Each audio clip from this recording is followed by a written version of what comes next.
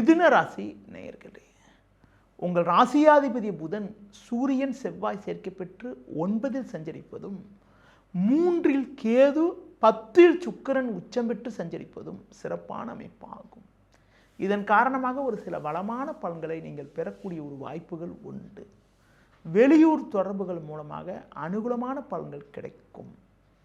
உடனிருப்பவர்கள் உங்களுக்கு ஆதரவாக இருப்பார்கள்.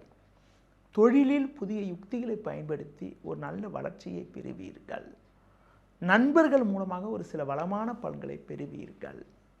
புதிய முயற்சிகள் வெற்றியை தரும். குடும்பத்தில் கணவன் மனைவி இடையே ஒற்றுமையானது மிகவும் சிறப்பாக இருக்கும். உடனிருப்பவர்களால் ஒரு சில ஆதாயத்தை பெறக்கூடிய ஒரு வாய்ப்புகள் உங்களுக்கு உண்டு.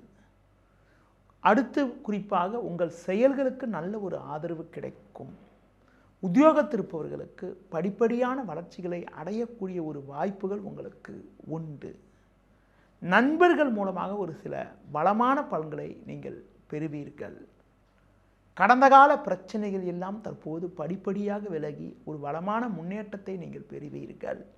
இந்த வாரத்தில் குறிப்பாக உங்களுக்கு பார்த்தோமானால் எந்த நாட்கள் சிறப்பான நாளாக இருக்கும் என பார்க்கின்ற பொழுது 9 திங்கள், 10 செவ்வாய், 11 புதன், 12 வியாழன், 13 வெள்ளி ஆகிய நாட்கள் சிறப்பான நாளாக இருக்கும். 14ஆம் தேதி அன்று சனிக்கிழமை அன்று உங்களுக்கு சந்திராஷ்டம் இருப்பதால் 14ஆம் தேதி அன்று நீங்கள் சற்று கவனத்தோடு நிதானத்தோடு இருக்க வேண்டும்.